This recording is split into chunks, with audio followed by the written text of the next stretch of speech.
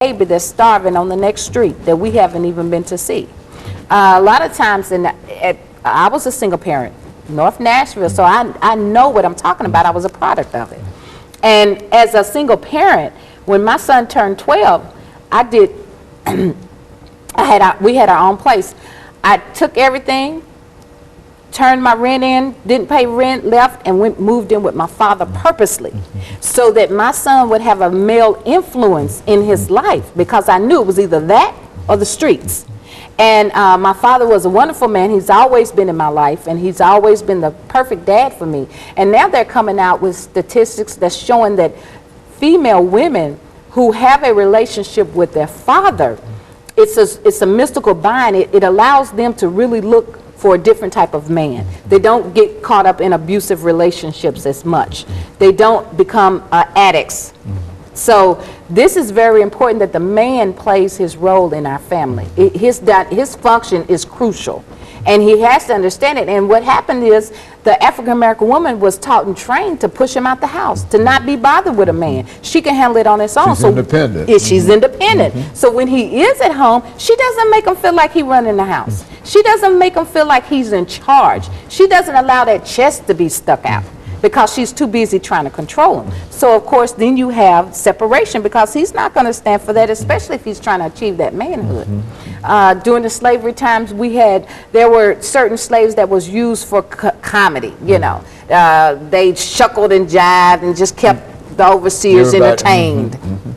And you see that in our society a lot. Everything's a game, especially with our boys from the age of 14 to 18. They become very good comedians. Everything's a game.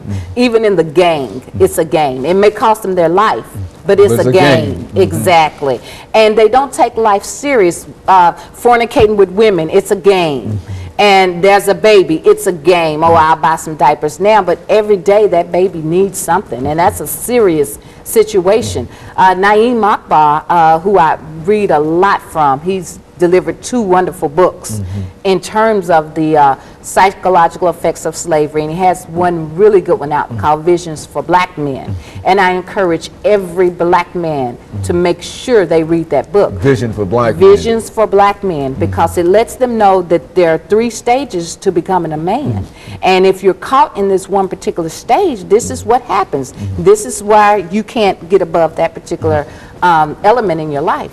So it's some wonderful information out there, but it's time for us to act. We've been sitting in our masjids and our churches and getting all this knowledge for years and years. It's time for some action now. We have to develop programs, and I mean working programs, not programs just to get benefits, and not programs just as a babysitting mechanism for after school. We have to get programs that's going to put jobs in our children's hands, that's going to have them prepared for this world, and we can create a lot of educated people that will contribute to the society as well. So what you're saying, Ms. Shakir, is that it's not really too late. No. That we can still change things and turn things around, but we have to be conscientious about it. That is, we have to make up our minds, and we have to get our institutions, those institutions that have sustained us for so long, the church and other organizations, to become involved with our young people again. Is that what you're saying? Absolutely, absolutely. When I'm in public school and I'm teaching, once I let the children know, hey, I'm from North Nashville, I come, you know, I'm right here in the hood with you. I'm not going anywhere. I'm not going to Brentwood. I'm staying here.